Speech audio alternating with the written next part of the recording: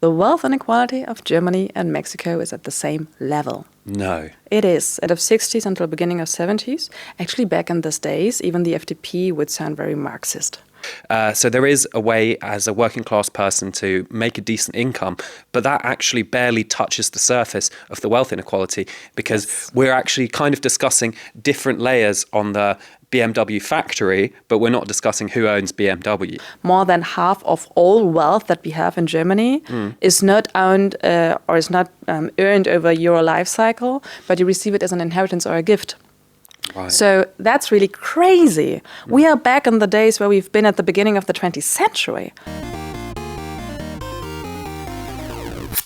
Welcome to a new episode of Mad in Germany. I'm here with Dr. Martyna Linartas, who is the co-founder of Ungleichheit.info and author of a forthcoming book, Unearned Inequality. So thanks very much for coming, Martyna. Thanks for having me.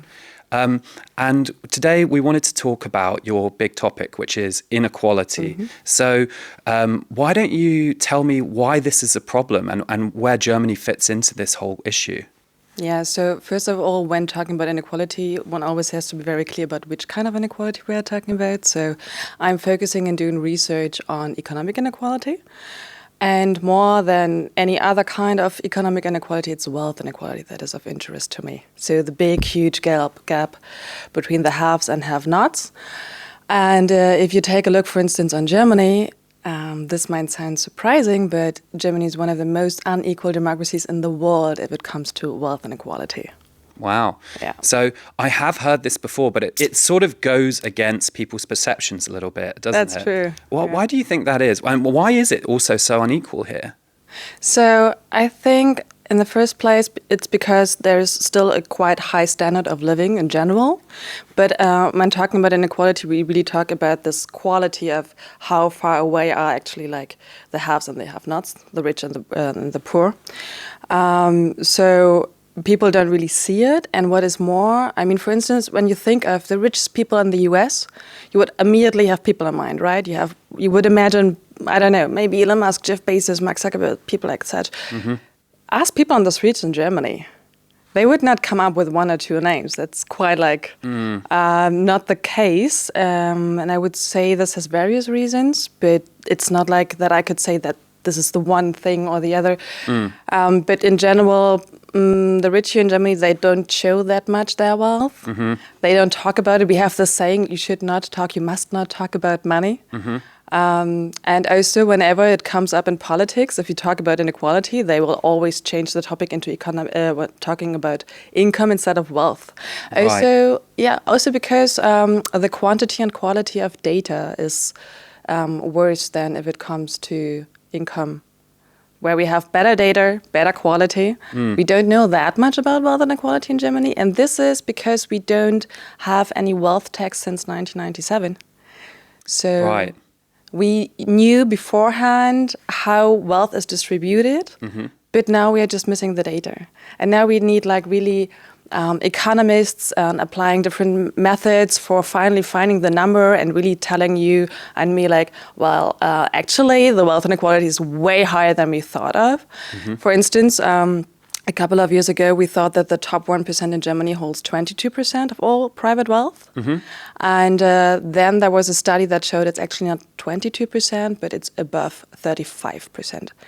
So 1% of people in Germany own 35% of the wealth. More than 35, more than 1/3 of all wealth. That's totally crazy. Wow, that's really a lot. And in what kind of forms is this wealth? Because, you know, what you just said about there's not so many well-known hyper-rich individuals. Yeah. I feel like in Germany, a lot of the famous companies like BMW are still actually in family hands, right? So people or Lidl, I think, and sometimes there's these fights between, you know, Adidas and Puma and Aldi South, Aldi North. So it's more of a family. Is it more of a family business kind of culture economically? Is that one of the reasons why we're not so aware of this and it's harder to tax maybe? It's true that when it comes to the structure of economy in Germany, we have way more families that are in that have, like, for instance, as you said, BMW, and it's not that centralized like in the US. And it is truly more difficult to tax the people, but also we don't really know exactly how much wealth they have. This is another problem and issue. For instance, the richest family in Germany, Boehringer and von Bambach, they are standing behind the huge corporation Boehringer Ingelheim, which is a pharma concern. No, sorry, it's not pharma concern. That's German now. Pharma concern. Pharmaceutical company. Thank you. I understood you, but yeah.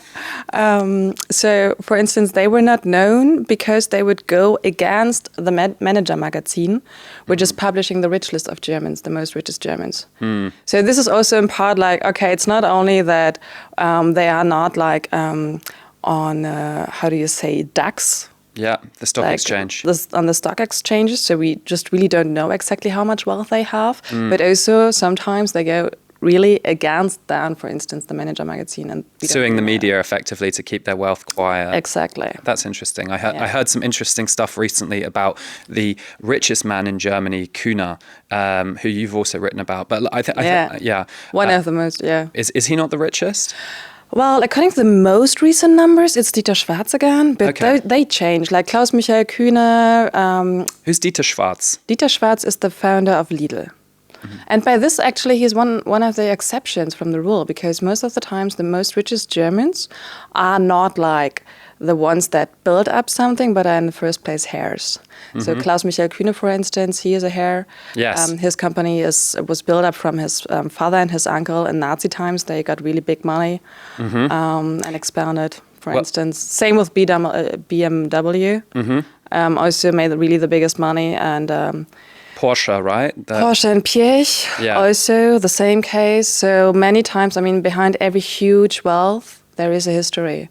Yeah. And in the German case, it's many times it's a Nazi history. Yeah, so from what I remember, out of the top 10 richest families in Germany, actually 4 of them made their wealth during the Nazi times. I think you've just run through most of them. So I think that's really interesting. And what I saw about Kühne was there was a piece in Vanity Fair about him by the author of Nazi Billionaires. Exactly, David de Jong. Who I'm a huge fan of. Same. And he actually found out that Kühne kind of denied that his dad was a Nazi, and then he commissioned a study to like prove that he wasn't, or just to analyze it, and then it turns out he was, and then he refused to publish the study. So there's a bit of denial here, right? Yeah. So what kind of reactions do you get when you bring these figures up? Because in Germany, I think there's a very pro-business culture. The FDP, of course, Free Democrats, but also the CDU, CSU are all very like on the side of German business and often promote this idea that you've worked hard, why should you be taxed too much? What kind of reaction do you get when you point out that people actually haven't worked hard? I mean, I'm not calling Kühne lazy. I'm just saying, like, he obviously had a big advantage to get to where he is, as well as most of the rich people. It's like Donald Trump. He said he got a small loan of $5 million or something, which most of us unfortunately don't get. Yeah, maybe first, before answering your question on the reactions, I would not say that it's only CDU and FDP. If you take a look, right now we have a government by SPD and Greens also in the coalition, and they're not taxing the wealth and not taxing the rich neither, right? But couldn't they just say it's because the FDP wouldn't let them? I don't believe that story, honestly, because if you take a look into the programs of the parties, of the SPD and of the Greens, both have in their basic programs and of the programs of the elections that they would tax the wealth, and then in the end they can hide behind the FDP and say, yeah, actually we are not interested in that. But FDP is so small, and what I know, because I also worked for the Green Party and I'm in good contact with people from the SPD, is that neither Robert Habeck nor Olaf Scholz have an interest in taxing the rich. Right. So why is that? This you have to ask them, but I would say because they are still neoliberal if it comes to financial policy.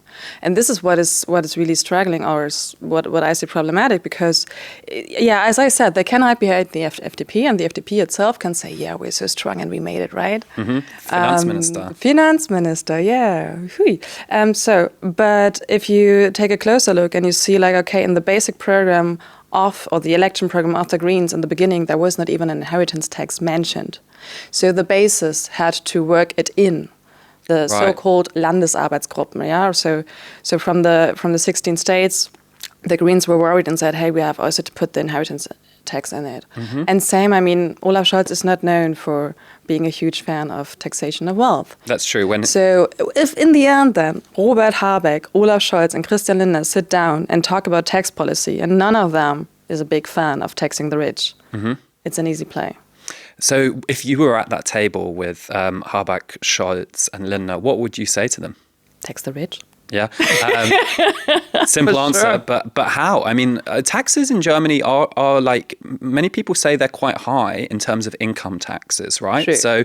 So actually you can earn a bit more money. You can earn like quite a lot more money, but then only see a certain amount of it. And of course there is maybe some problems in the tax system because, you know, when you start to have kids or when you go over a certain threshold, you can actually earn less, right? And people don't like to feel like they're earning more to earn less. So what would your answer to that be? It's totally right. If it comes to taxing income, we are one of the countries that taxes income the most. Actually, I think it's only Belgium that has higher taxes on income. But if it comes to taxes on wealth, we are in the back, really not taxing actually anything really. We don't levy a wealth tax since 1997. Our inheritance tax is like a dump tax, right? What do you mean by that?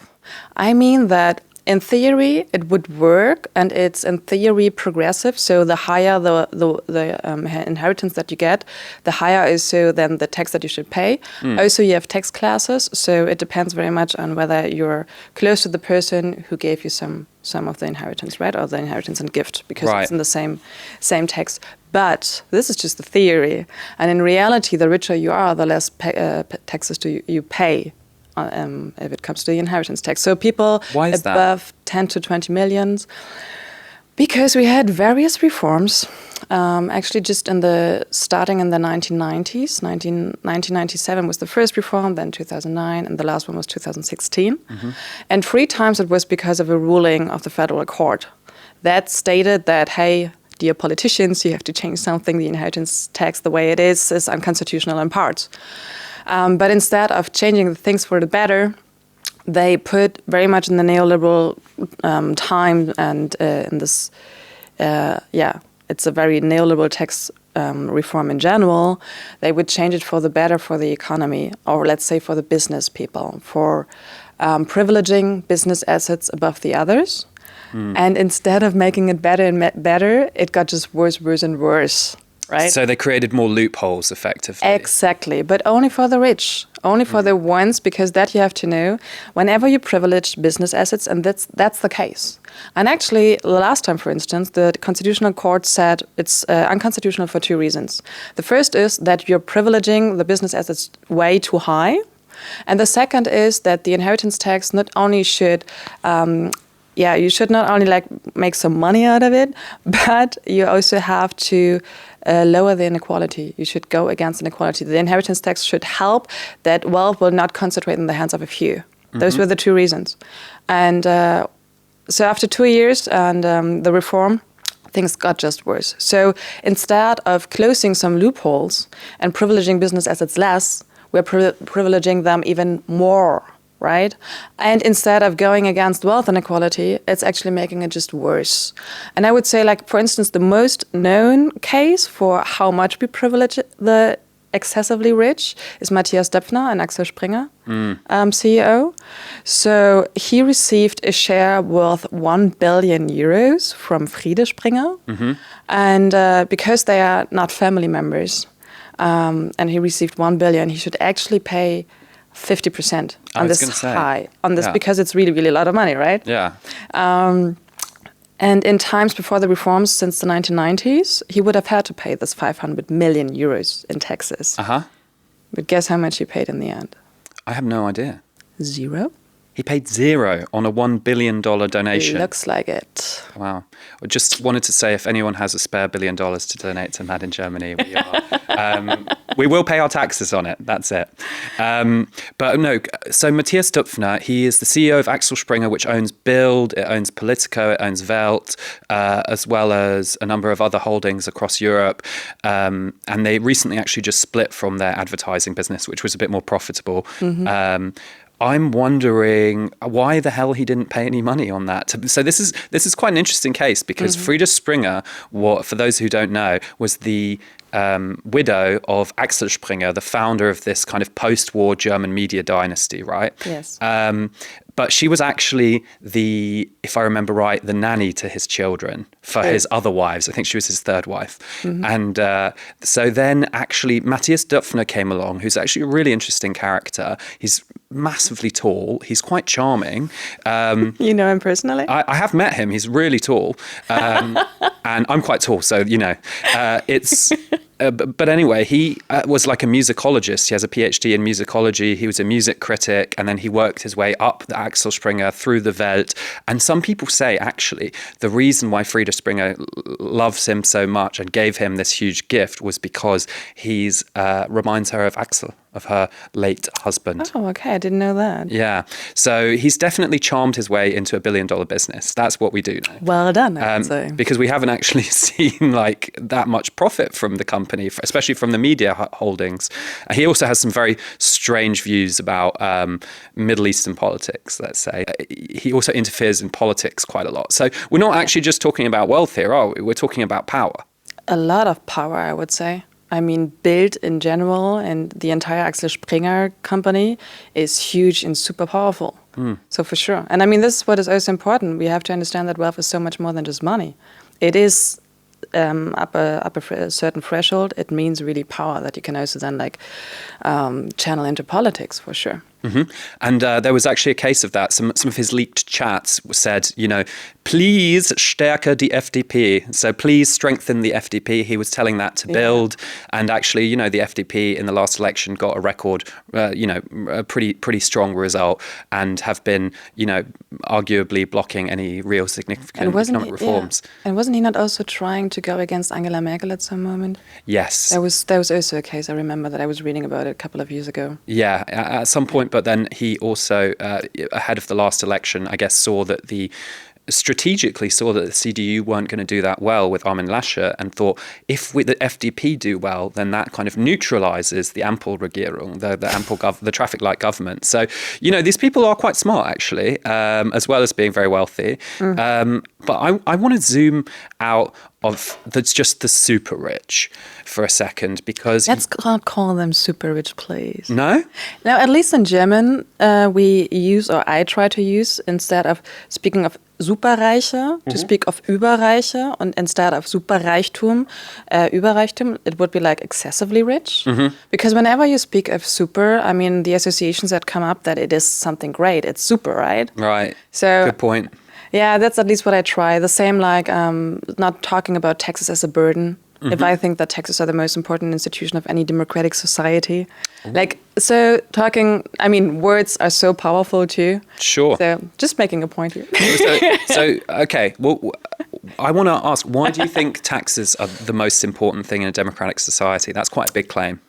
It is, and it goes totally against neoliberalism, where the state should be weak and the economy should have its free hand, the market should have its free hand, but you don't see this hand, it's invisible, blah, blah.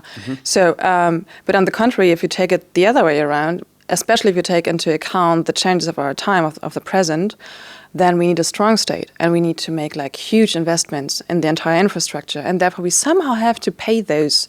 Right? So we need taxes. And taxes are not only important if it comes to their function to having some revenue in the end, but it's also about really reducing inequality. And during the 20th century, this is really, really interesting what research showed us, that for a long time we thought that actually inequality went down so much because of the Second World War, and also first and then second, and inflations and everything. But what newest research reveals is that it's actually what was even more important was how high and progressively we taxed wealth.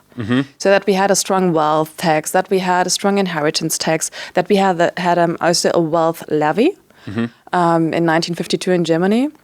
It's called What is a wealth levy? So people that were wealthy, or in general, many people, had to give away 50% of their wealth. 50%? Exactly. That's a lot. Is that what happened? Yeah, it happened. Wow. From 1952 to 1982, over 30 years, because that's the point. So at some certain point you say, hey, you have to support the society, because that was exactly shortly after the Second World War. And so people were totally fine because the solidarity was very high. And so they understood that they have to share the wealth in order also to make the economy stronger. And what is important is that nobody had to pay the amount at the very same day, but it was about 30 years they had. So actually, what this wealth levy meant, realistically on general and in the end, was just another wealth tax between 2 to 3% per year. So we had higher taxes on income, higher taxes on wealth, a stronger inheritance tax, the wealth levy, which was on top a 2 to 3% of wealth taxing. And this helped. I mean, if you think about it, we had the miracle. The Wirtschaftswunder, the post-war economic miracle, as it's called, of Western German growth. Yeah, so I'm not saying that was the only factor, but it was a very important one. That's interesting because I've never actually heard it mentioned before, because it's always about the fleißige, the hardworking Germans, and then some people would say the hardworking Gastarbeiter, the migrants who came here to help rebuild the economy. Oh, so true? Yeah. Oh, so true. Many factors that came into play. But according to a paper that was looking on wealth inequality since 1895 until the present day, they found out that it was not that much capital destruction, also to it in capital in the 21st century. But that more important than this was truly the capital levy and the high taxes on wealth. That was really? Yes. That was more important. That was more important in economic terms to bring down economic inequality. But, okay, so what if we have prosperity, if we have a system where there's a good quality of life, what is the problem with inequality? Well, do you speak of the present? Because now I don't really see prosperity that much. Yeah. I think it's pretty obvious that there's a big lack of investment, right, in German economy. But there's other ways to get around this. There's also debt. There's borrowing, right? If you have a strong economy, you can afford to borrow. Germany also refuses to do that. That's true. And I'm not a big fan of that, but that we refuse to borrow. I mean, we have this Schuldenbremse, right? A debt break. Yes, beautiful word. I love it. It's so typical German. And I'm not a big fan at all of that. But the truth is that we have a lot of wealth in Germany. We're one of the richest countries in the world. And we are taxing high the people, like the middle classes, and let's actually speak of the bottom 99%. But we also have, like, one of the most important principles if it comes to taxes is the ability to pay principle. And we do tax millionaires and billionaires to a lower extent than the middle classes. So I would speak of, first of all, put in some justice and have some tax justice in general. And also, if you think about it, I mean, even if we talk about the debt break and we would make it loser or just get rid of it, please. However, we would still need way more money for doing all these investments. I mean, people are talking between 60 to 100 billion euros per year that we have to invest. And that's to kind of fix the railways, the roads, everything. Healthcare, education system. So there are various of reasons. I mean, inequality per se is also problematic because what we see is, according to new studies, that people not only living in poverty but also in the middle classes are turning away from the established parties and are turning towards extremist parties, right? So over the last months, we saw that the AfD, the Alternative for Germany, the far right and neo-fascist AfD, that they won. They were the first or the second strongest party in the eastern part of Germany. So this is really, really worrying. And this is also because people do not trust actually the politics that is not doing like politics for everyone and everywhere. But it's really, so people see, especially in the eastern part of Germany, that even after 30 years of reunification, there's still huge inequality if it comes to income, to wealth, to inheritances, to important powerful positions and everything. So if you see like, okay, politics is not doing anything for me, they turn away. But also we have studies that show you that austerity policies is also directly linked with strengthening extremist parties. So it would be easy to take bread out of their mouth by simply a sustainable and a good financial policy for most of the people in Germany, and actually then that would mean for all, but we are not doing it. We are still not taxing the rich, but taxing like the middle classes, the hardworking people and their income. And also whenever you buy something, right, we have a very high VAT. VAT. VAT, yeah.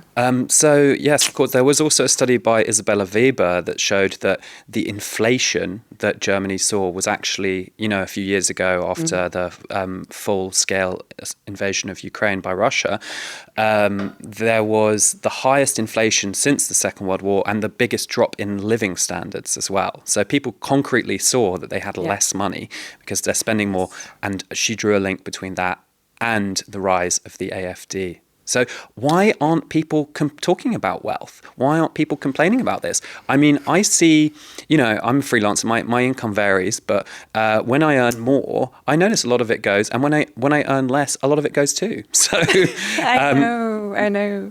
Again, I mean, it's never just black or white or there's just one reason for it. And in general, I would say that taxes have still a very difficult stand, and most of the people are very, very much still talking about taxes as a burden and something negative. And in theory, it sounded great, right? The neoliberal story about taxes, because when they are lower, you have more money in the pocket, and then the economy can grow better, and we will create some jobs and all that stuff. And in theory, it sounded good, convincing. But by now, we know that this entire story is nothing but a myth, right? So there is this beautiful study by David Hope and Julian Limburg from the London School of Economics. And they took a look on 18 OECD countries, so on the rich countries in the world over the last 50 years. And they checked what happened actually when we cut the taxes for the rich and for the corporations, because the idea is first they get the better share and then it will trickle down to the economy, right? Trickle down economics. Beautiful. Right. So what happened? So the effect on economic growth was indistinguishable from zero. Okay. There were no jobs created, and the only long-lasting effect was that inequality went up. Right. So taxes, that's what I mean when I say like taxes are the most important institution of any democratic society. They are most important for the people from the bottom, in the middle, so that we can build up a strong welfare state. And this is also what makes an economy strong.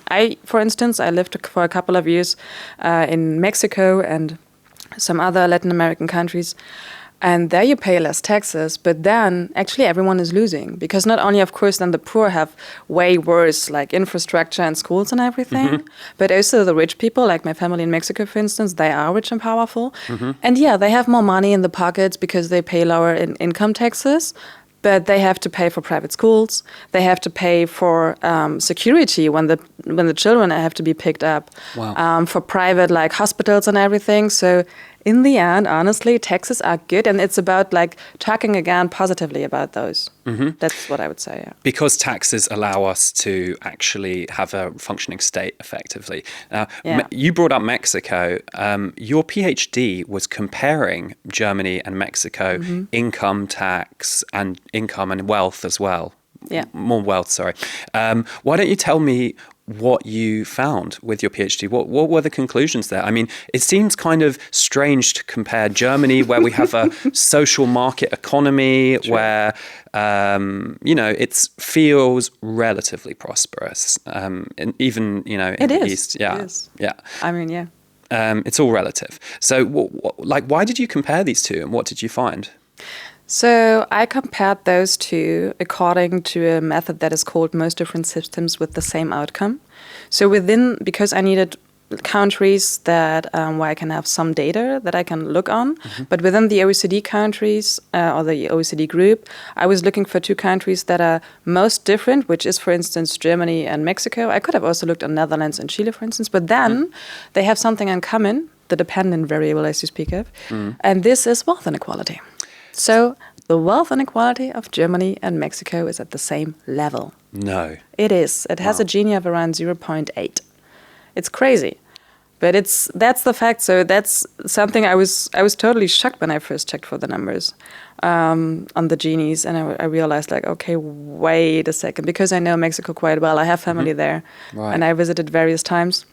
And that, I mean, in the end, various factors came together because I was interested in the first place on wealth inequality and how it changed over time in Germany and Mexico, on the role of inheritance taxation, and also I was interested in the economic elites in both Germany and Mexico. Right.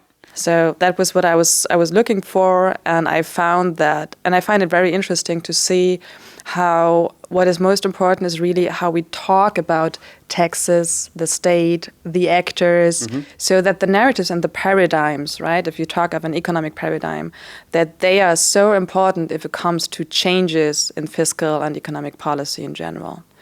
And that was really stunning for me, at least, that over the time, what is really important is that if you want to change something, like how many times actually we had changes in tax policy? Because if you think about it now, people are telling me like, why are you so optimistic and have hope? I'm like, well, because I was looking on the last 100 years in both Germany and Mexico, and I saw how things change. It's like a ping pong game.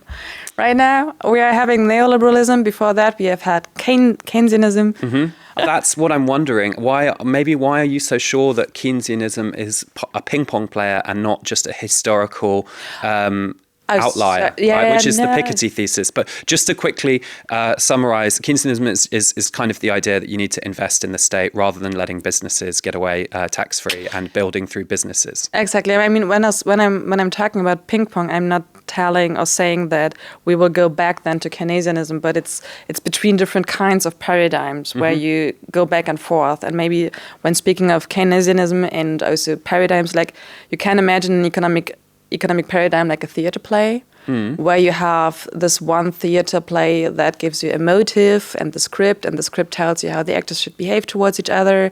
And in neoliberalism, the stage should be kept off the stage in general, and the economy and the market was there with a hand, but you don't see that much because it's invisible. And then you have this repertoire of narratives according to which austerity is great because the taxes are bad. And before that, in Keynesianism, it was the state is important and we have to take care of the market. So really regulate it. And taxes are important because they're not only there for revenue, but also to bring down economic inequality. And so before that, I mean, this is what I'm saying when I say that was a ping pong game, going back and forth. So you keep referring to neoliberalism, but I want to ask you about a very German interpretation, or arguably a rival to that, which is ordoliberalism. Yeah. So what does that mean? It's a word that gets bandied around, and it's about when we're talking about fiscal policy. So ordoliberalism is a kind of neoliberalism, I would say. And it was especially big in Germany in the 50s and in the 60s. And actually in the beginning, for instance, there was, I don't know whether you've ever heard of the Montpellier Society. So the Montpellier Society was a society founded by August von Hayek, who was one of the big neoliberals. And later on, Milton Friedman would take over. And in this Montpellier Society, like intellectuals would meet up and talk about how to change economic policy for the better, for this neoliberal idea. And in the beginning, the auto neoliberals from Germany and from Austria would be together with the neoliberals from the US and build up on the same more or less basic. But then with time, the autoliberals would say like, no, wait a second. Like, for instance, one of the most influential one was Wilhelm Röpke, who would say that, no, we don't want to have neoliberalism, a kind of a laissez-faire, actually, like going back in the days where we are not going fully free market. Fully free market and against monopolies of the economy. So the autoliberals were very much about monopoles and taking care of the economy and like having more rules in the game. But still, they would, if you take a look on demand and supply, they would be in this team of the neoliberals, but it's another kind simply. Okay. But I'm not a big fan of autoliberals neither. Right. Yeah. I guess that. So I also want to zoom out a little bit from coming back to what we said about the excessively wealthy, not the super rich. Thank you for that. Thank you. So in many countries, wealth comes from property ownership, right? And Germany actually has comparatively very, very low property ownership, I think one of the lowest in Europe alongside Austria. Yes. So a lot of people kind of see the positive side of that, which is that, you know, you have good protections for renters, that there's not this kind of race to buy a house, that you have to have any kind of security, which you have in many other countries. But it does Is that one of the key factors in wealth inequality and why Germany could be as unequal as Mexico? So it's true, like here in Germany, I think the quote is just slightly above 40% that people own the property they are living in. It's one of the most important factors. It's the second most important factor if it comes to explaining wealth inequality. The most important factor if it comes to explaining wealth inequality, though, is business assets. And I would argue against that idea that because the property or the quote is so low, we have good laws for people just renting out. I would say we can still have good laws for them in order to protect them, but have a higher share of people that are living actually in the houses.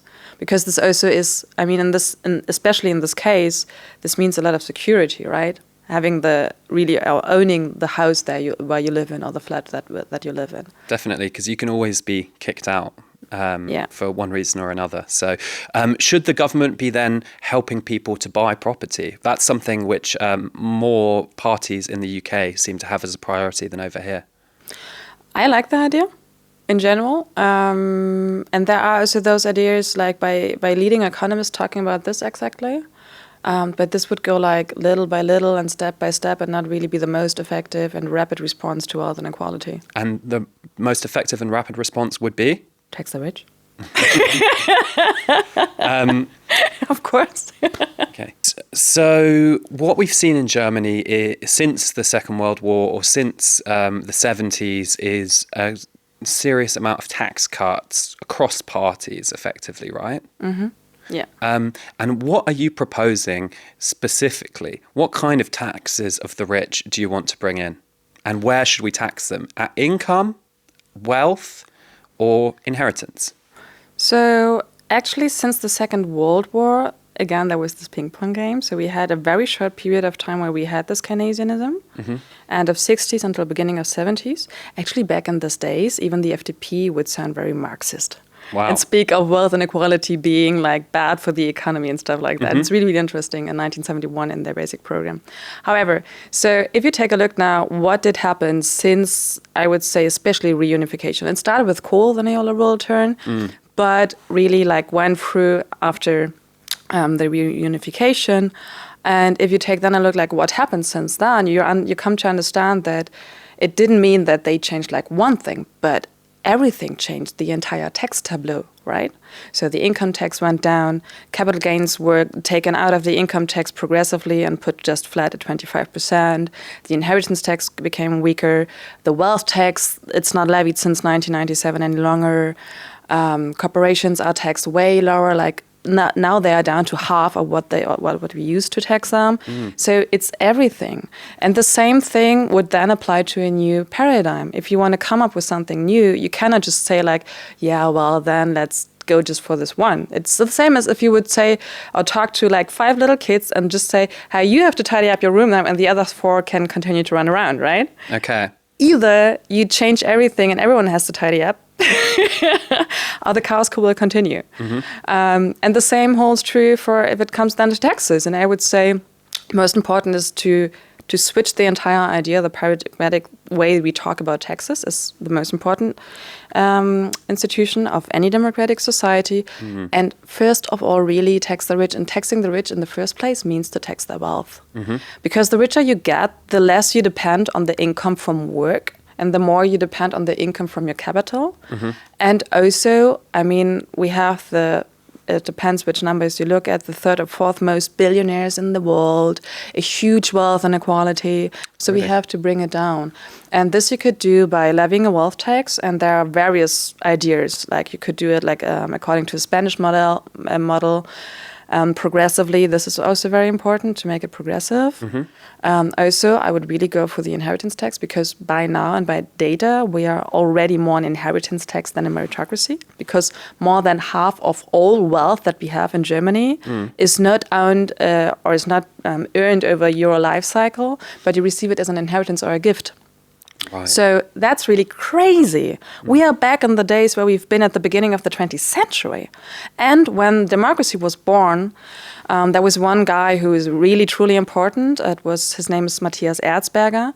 And he was the first Minister of Finance from the Weimar Republic. And he said, like, if we want to really bring up democracy, and that was, directly after the monarchy, the first thing we have to change is the inheritance tax, because he understood that if we do not tax inheritances highly and progressively, we will just go back into the feudal times of the kings and nobility.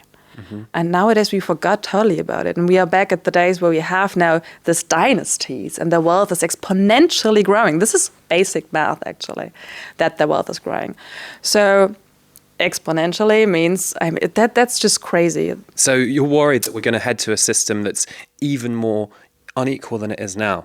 We are totally running into it, and we know it. It's truly basic math. So the capital returns, if you are very conservative in your calculations, you receive like above, let's say, 10 million euros. This is, for instance, how the OECD is calculating it. A return of 7%. And 7% might sound like little, but actually it's a magic number, because this means that you are doubling your wealth every 10 years. So Wow. you're doubling and doubling and doubling. And if the return on capital is higher than the economic growth in the country in general, which is the case because we don't really have a growth right now. True. It's more or less like around zero. So what we see now is that the wealth of the ones is really exponentially growing, whilst the others are like left behind. So if you want to change that, and if you don't want to have like the gap growing, becoming at an even bigger canyon than it already is, you have to tax the rich. And for taxing the rich, you have to tax the wealth and you have to tax the inheritance. And when do you think parties in Germany are going to start talking about that? I mean, they're very much at the present. I don't have much hope if it comes to German politicians or politics. Like, there is nobody in the front line talking about taxing the wealth that could change anything or something. But I think that things are changing now. I mean, if you take especially look on civil society, things changed a lot.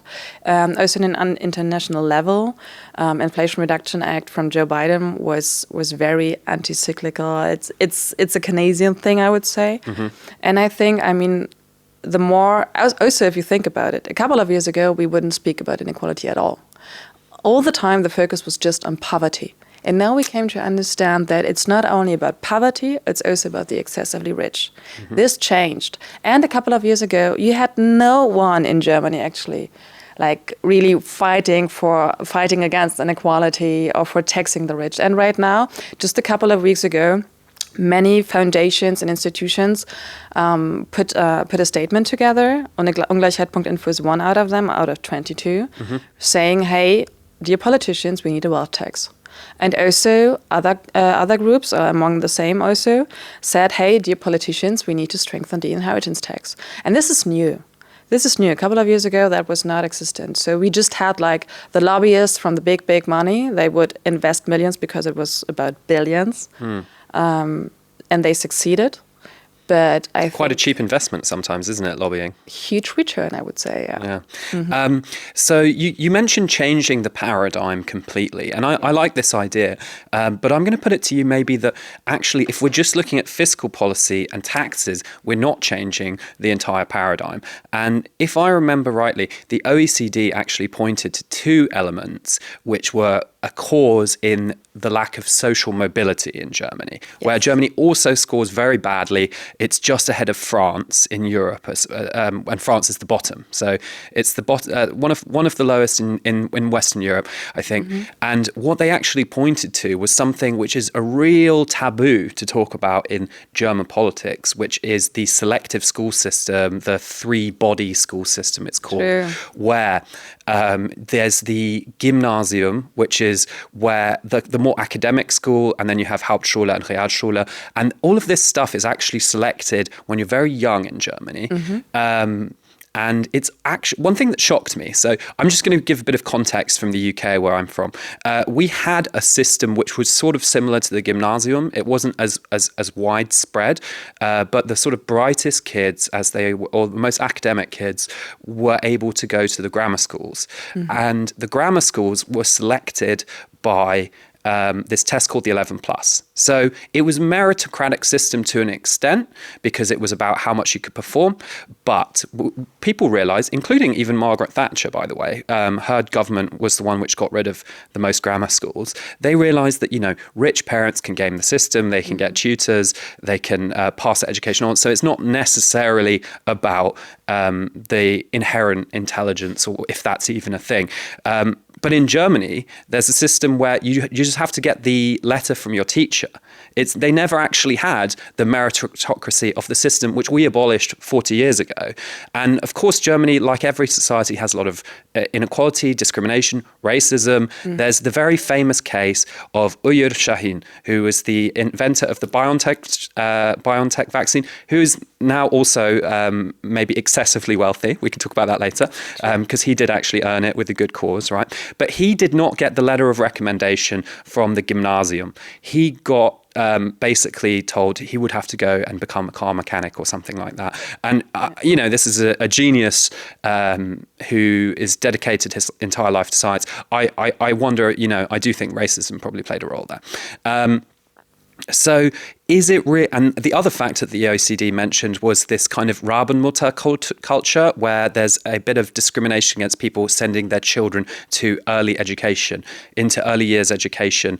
And that's something which is also a big income equalizer, because everyone gets the same level of education at an early stage when it's really, really crucial. So rather than just this kind of technocratic reform of taxes, shouldn't we look at how the drivers of social mobility work in society?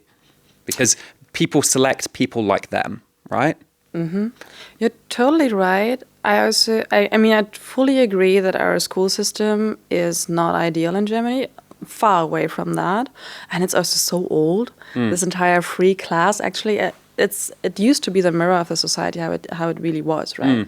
So the highest class children would get then to the gymnasium and would continue like that. By the way, we have education is it's a thing of the states. So we have 16 different kinds of schools, and in some German states is Hauptschule, Realschule und Gymnasium, and in other states it's slightly differently. True. And it's so difficult also to make changes in that. I read about it where they tried, for instance, here in Berlin, children are together at schools for the first 6 years, and then they change to the other 3 kinds.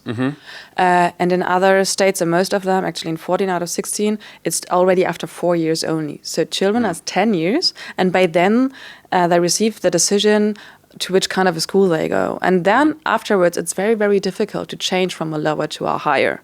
Also the other way around, from high school, from a higher form of school to get to a lower, it's also quite a sailing. And you're kind of branded for life, right? Exactly. It's really difficult. And I understand, and I think that we truly would gain a lot from such a reform.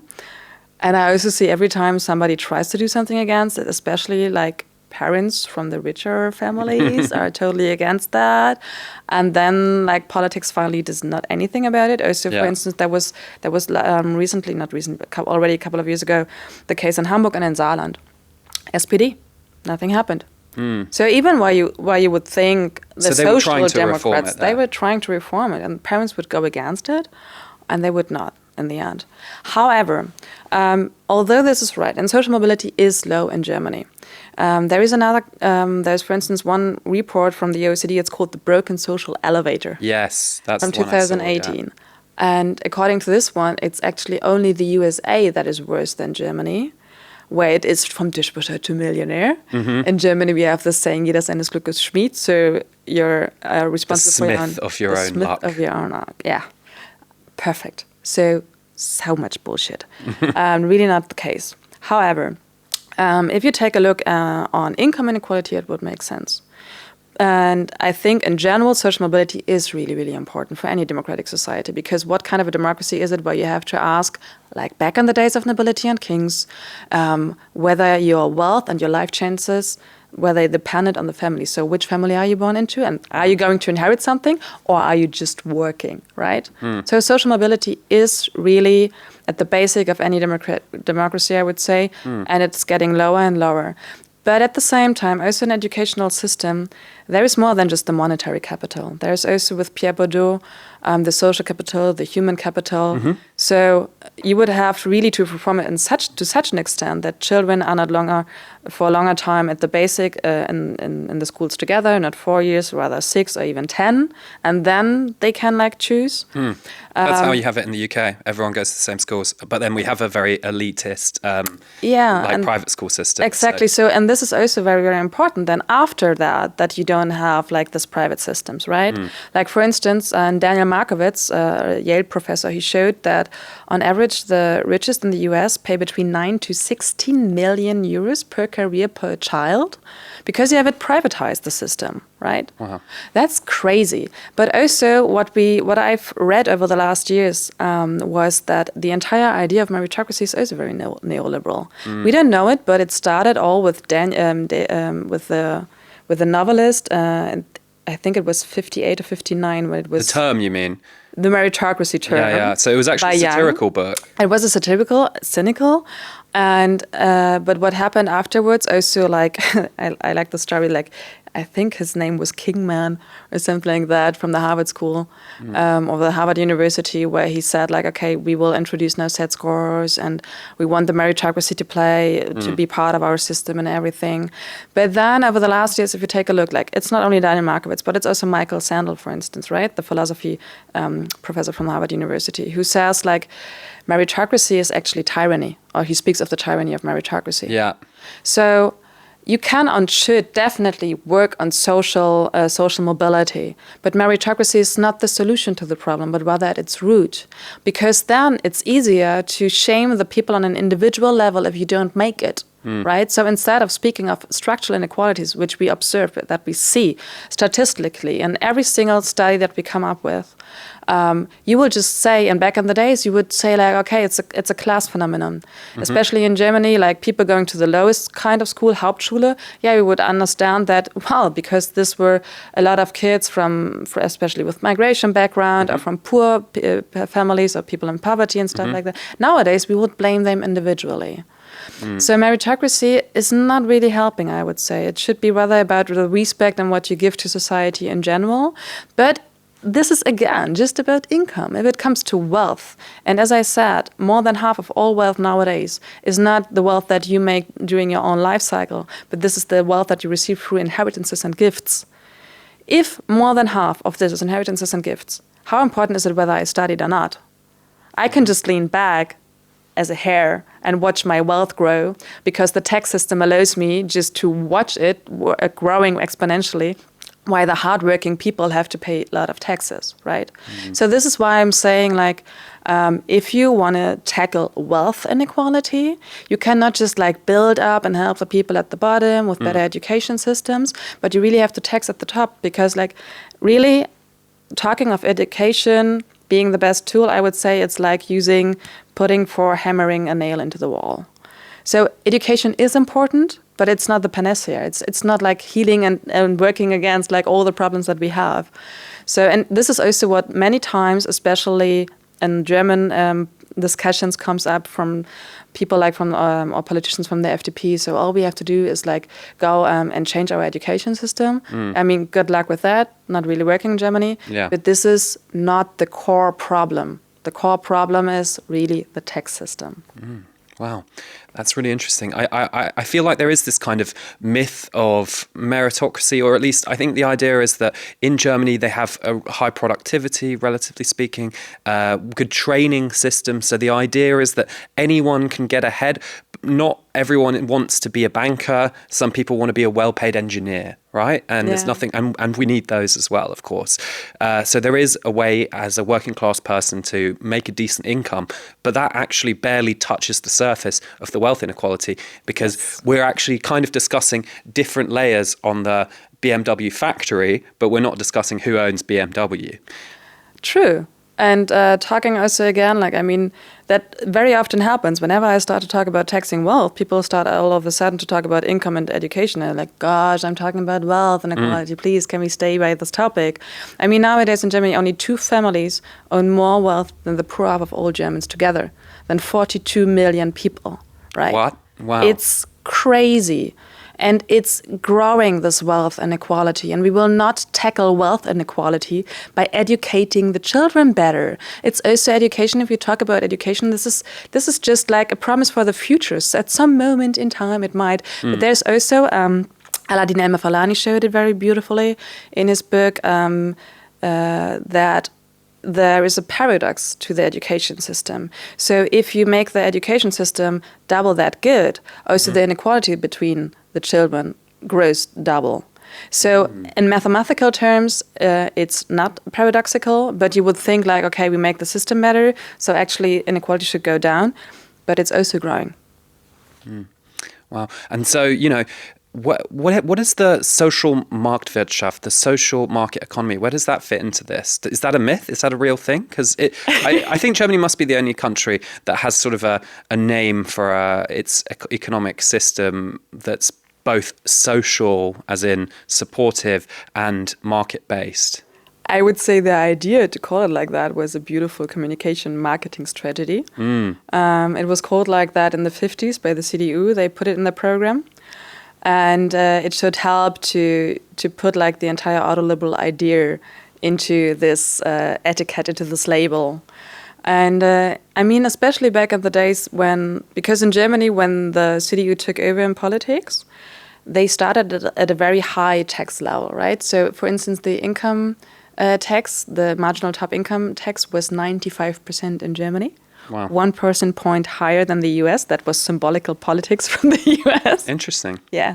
So when they brought it down, down to 65 and then to 56 and then to 53 and stuff like that, they still started at a very, very high level.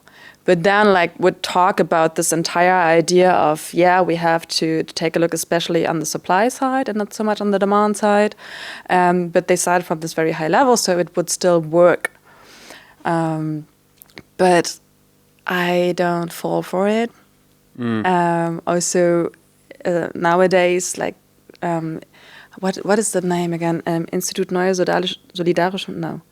Neue Soziale Marktwirtschaft, Institut Neue Soziale Marktwirtschaft. This is, for instance, a lobby group very much from the total liberal. They're quite right-wing, actually, yeah. Super right-wing, taxes down, free economy, free market, invisible hand, all that stuff, but still talking of neue soziale Marktwirtschaft. Right. So it's just a fig leaf, basically. It's really nothing to take seriously. Okay.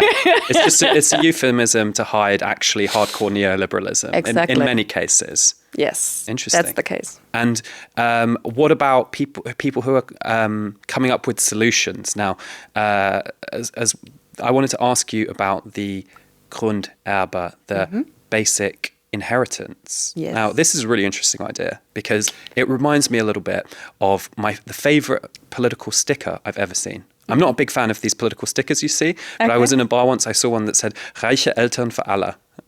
Rich parents for everybody, right? So actually, in a sense, this is kind of a version of that. So why don't you introduce the idea? I didn't introduce it. This idea goes back to Thomas Paine at the end of the 18th century.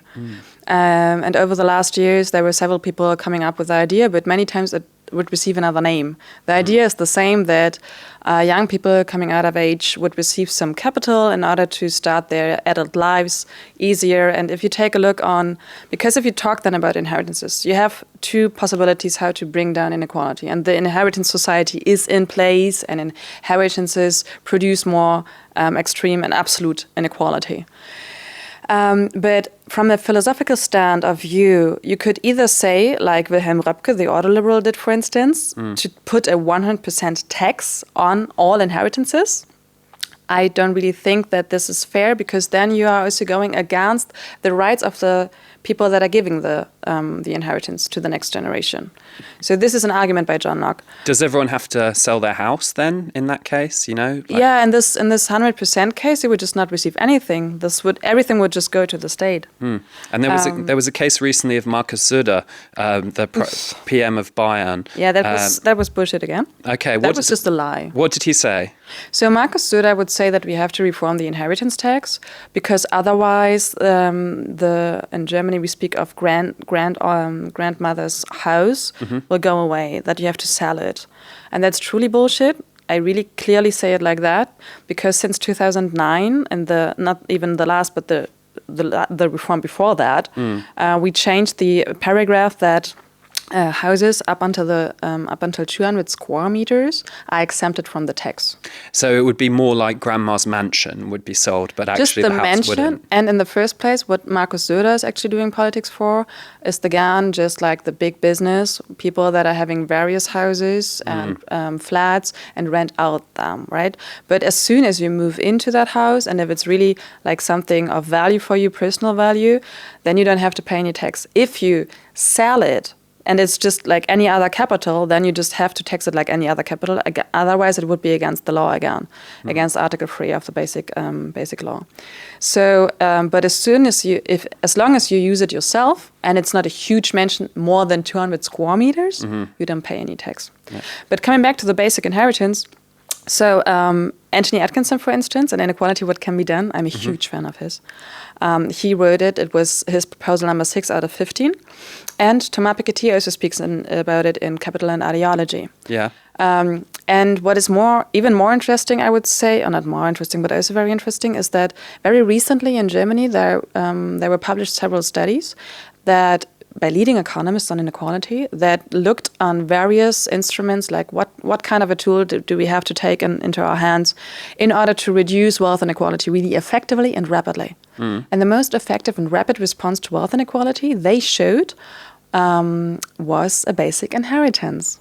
So how much money are we talking? That depends. And you have ideas going between 20,000 euros to 190,000 euros. And it depends very much on the people, whether they take the stand like, how do we finance it? We just finance it by reforming the inheritance tax, or others, like, for instance, Thomas Piketty, who speaks of tax justice in general. So can we afford it with a just tax system? Yes, we can. That's, for me, it's not a question. But I would not decide it by myself. I would rather like to see like a civil council, something like that, where people would like come together and talk about it and talk through it. And effectively, the idea is you take the inheritance, you tax the inheritance of the excessively wealthy, and you give it to everyone. Yes, but it, as I said, so it depends very much like how you would, in the end, like reform the system. If it's, for instance, right now, the biggest exempt in inheritance taxation, the biggest subsidy in general in Germany right now is for the richest heirs. That's crazy. So the biggest tax subsidies do not go to children in poverty, and in Germany, more than every fifth child lives in poverty. 2 out of 5 if it's a single parent. It's also not going into the school system or into the schools that really have to be like renovated and everything. No, it goes to the richest heirs of the biggest business assets. Since 2009, it's more than 83 billion euros, and every day it's millions and millions more. So. Okay. Totally. So we have to definitely reform this system, and with this money we could give it to everyone. And what I was saying, like, okay, so either if you want to bring down inequality, you can say like, okay, inheritance tax 100%, whatever. I'm against this because also I think it's the family principle in Germany is very, very strong. Mm-hmm. This is what a sociologist called Jens Beckert found. So people would be totally against that if you would say like you cannot give anything to your children. It's all a form of social engineering in a sense, but it's really like quite intense social engineering that you couldn't hand your favorite piece of art over or something like that. Yeah, I mean, talking 100%. Of art, and there are huge exemptions already. Like for every child and for your partner, you already have like these exemptions of hundreds of thousands of euros. Also the house that is exempted. Okay. But then still, I mean, the other way around, like instead of talking about 100% inheritance tax, you could say if inheritances are making our wealth inequality growing, produce it actually higher, why not give an inheritance to all, right? Because most people in Germany don't have like rich parents that can take hold of them or support them, but especially for children in poverty. And if it comes to education and getting out of poverty, the state is really, really important. So why not give to everyone? And the interesting thing is like these economists that came up with the studies, they are really not from the left. They were just doing their maths, right? And showing that this would be the most effective and most rapid response. And it would be the first time in history that the poorer half of society would receive any wealth. And if you think about wealth is more than just money, it also means power. It would be the first time in history that the poorer half of society would receive wealth and power. And on top, inheritance right now, it's so unequally distributed. The top 10% in Germany receive more than half of all wealth. Only 25 to 30% at the top receive actually any inheritances and gifts above 100,000 euros. The poor half receives nothing or debts, right? So this would really, really change something. And what also comes on top is right now, most people that receive huge inheritances receive them at the age of 50 to 60.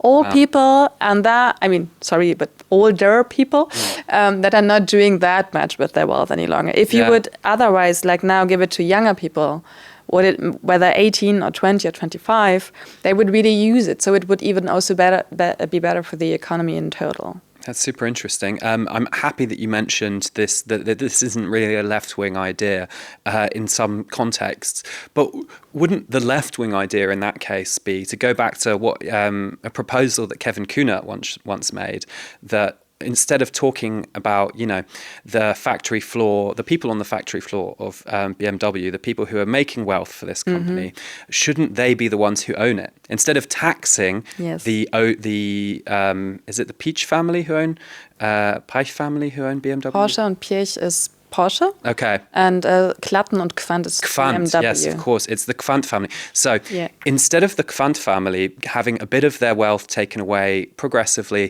through taxation, shouldn't we take the whole cake and give it to the workers who have actually made the money rather than these heirs of Nazi billionaires? Actually, I like that idea too. I think a colleague of mine, Christian Neuhäuser, is working on this how is it in German? It's called Eigentümerdemokratie, property-owned democracy. And there are various ideas. And as I said beforehand, I think that if you build a house, you need more than just one tool. But starting now, what I do in the first place, I would start with an inheritance for all, or the basic inheritance.